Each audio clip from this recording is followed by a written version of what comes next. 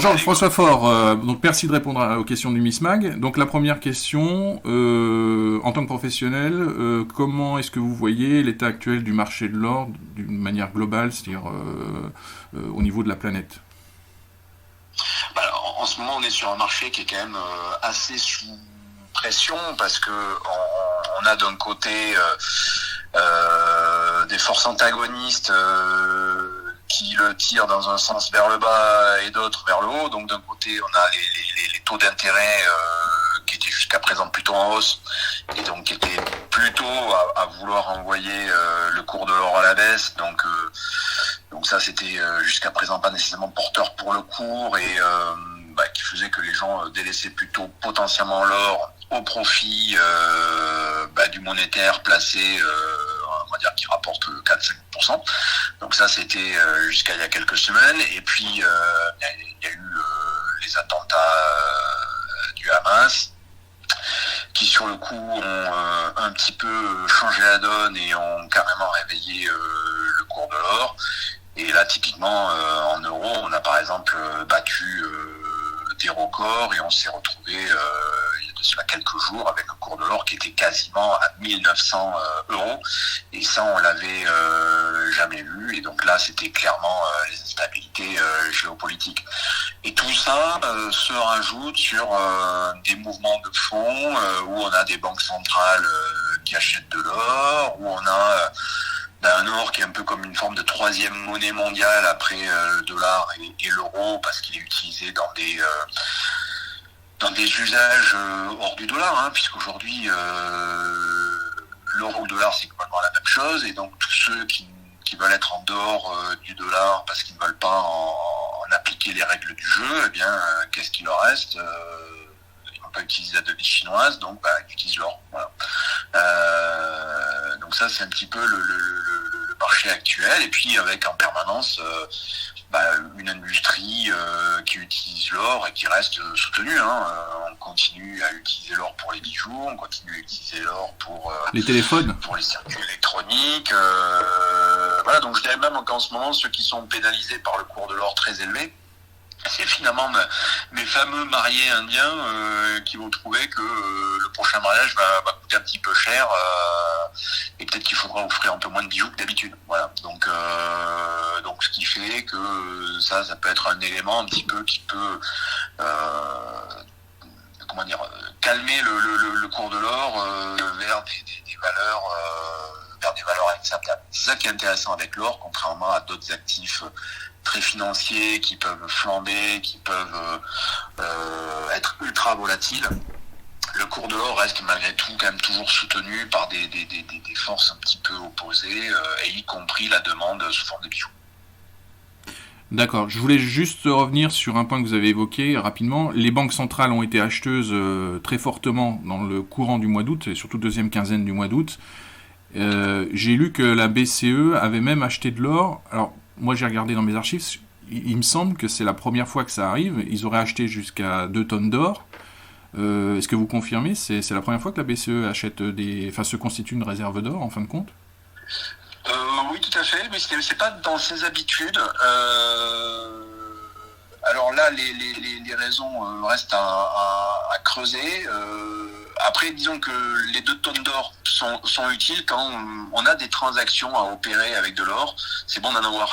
Oui. Voilà, donc c'est pas nécessairement 2 tonnes qui servent. Parce que 2 tonnes sur le coup à l'échelle de la BCE c'est pas grand chose, c'est pas grand chose. Voilà, c'est très peu, c'est pas un actif que l'on accumule dans une logique un petit peu comme ont pu le faire les Hongrois, les Turcs, etc. pour potentiellement équilibrer des pertes de valeur par ailleurs.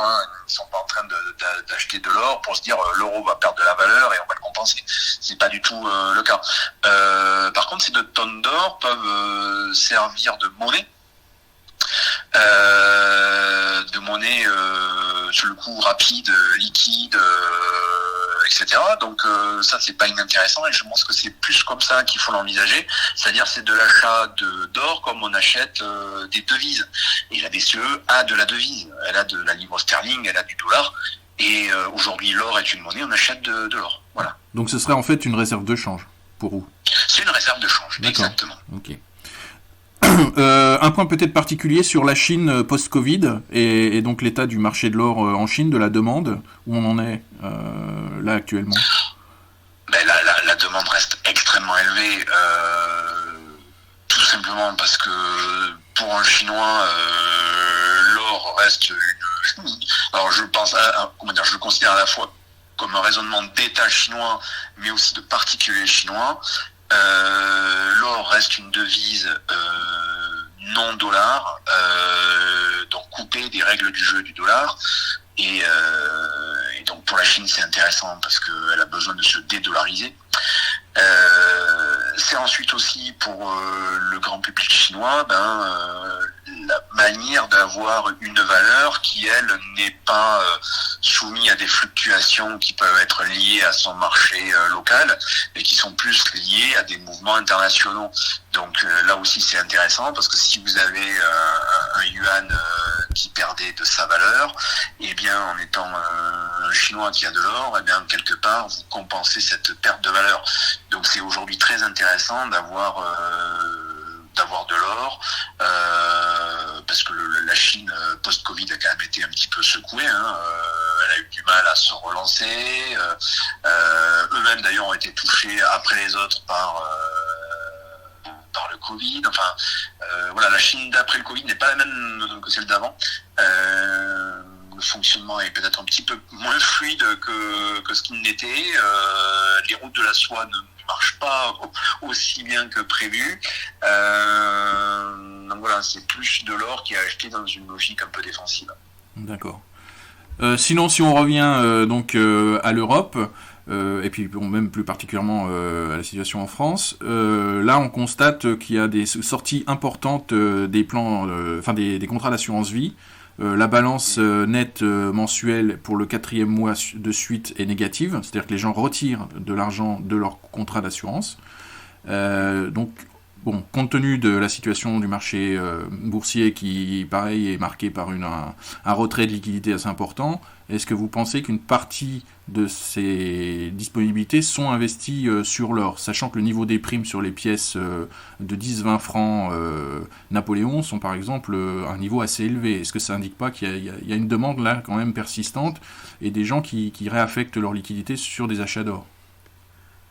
Bon, alors, les devises, l'euro qui sort des contrats d'assurance vie, etc. Il faut déjà voir quelles étaient en fait les règles du jeu des contrats d'assurance vie correspondants, parce qu'aujourd'hui, quand vous avez des taux d'intérêt qui sont devenus élevés, si votre contrat d'assurance vie ne procure pas le rendement que vous attendez aujourd'hui, eh bien peut-être que vous avez tendance à vouloir repositionner ce contrat sur d'autres supports qui seraient plus rémunérateurs.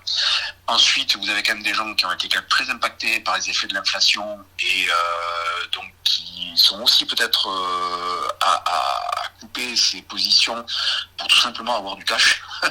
Voilà, nous on l'a vu sur l'or il y a quelques mois, il y avait quand même des gens qui avaient des tendances même à vendre leur or parce que tout simplement ils n'avaient pas autre chose. Et ils avaient des périodes un petit peu difficiles à passer. Donc ça, il ne faut pas le mettre de côté. Ensuite, maintenant, on a des primes qui partent à la hausse parce que tout simplement, comme ça arrive de manière extrêmement régulière, on a un petit coup de projecteur sur l'or parce qu'il a battu de records, parce qu'on est dans une période d'instabilité.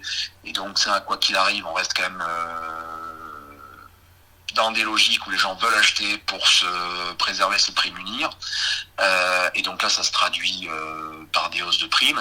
Et puis malgré tout, on reste quand même sur des pièces, parce que les pièces en question dont on parle, qui vont être plutôt la Marianne Coq, 20 francs ou son équivalent en 10 francs, sont des pièces qui, quoi qu'on en dise, petit à petit vont disparaître, pas disparaître, mais en tout cas se raréfient parce que certaines finissent à la fonte, ou les gens gardent ça chez eux.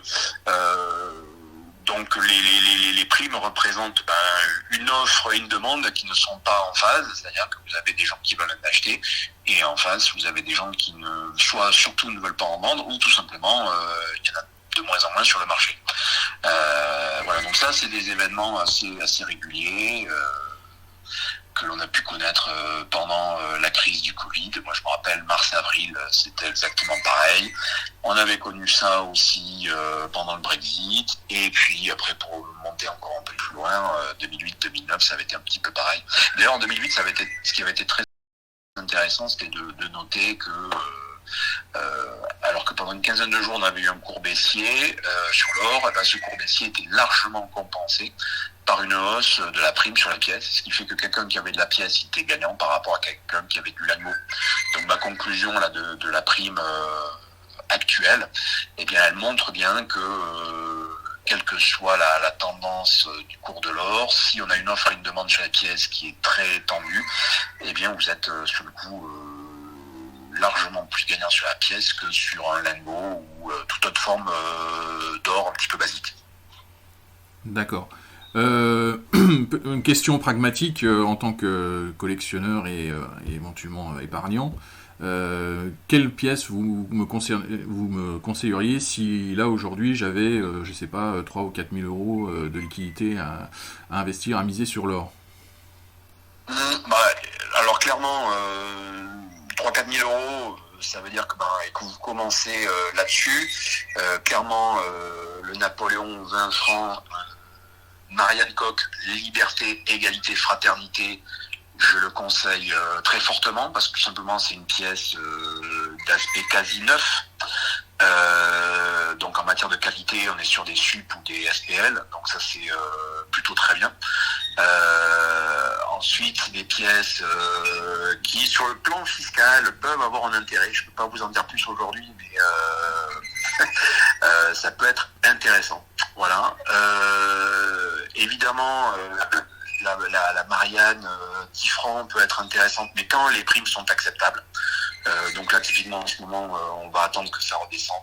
Mais ce sont des pièces qu'on peut avoir à moins de 10% en période un peu moins tendue. Donc voilà, attendre les bonnes affaires. Et puis, vous avez aussi des pièces étrangères qui sont intéressantes. Vous avez les souverains, parce que ce sont des pièces à cours légal. Donc sur la fiscalité, on peut avoir un intérêt, parce que ce sont des pièces, quand on les revend, on peut avoir une franchise de taxes à concurrence de 5 000 euros. En tout cas, c'est des smooths que l'on applique sur notre plateforme ocoff.com.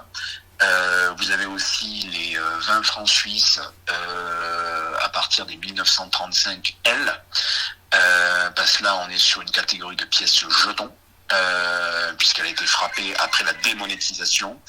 Et l'intérêt de cette pièce, en étant un jeton, c'est pareil, de pouvoir avoir la fiscalité du jeton, donc pas de taxe à concurrence de 5 000 euros de revente. Et au-delà, si on vous applique la fiscalité forfaitaire, en France, c'est 6,5, puisque la même fiscalité en fait que les bijoux. Jetons, c'est bijoux et assimilés en fait.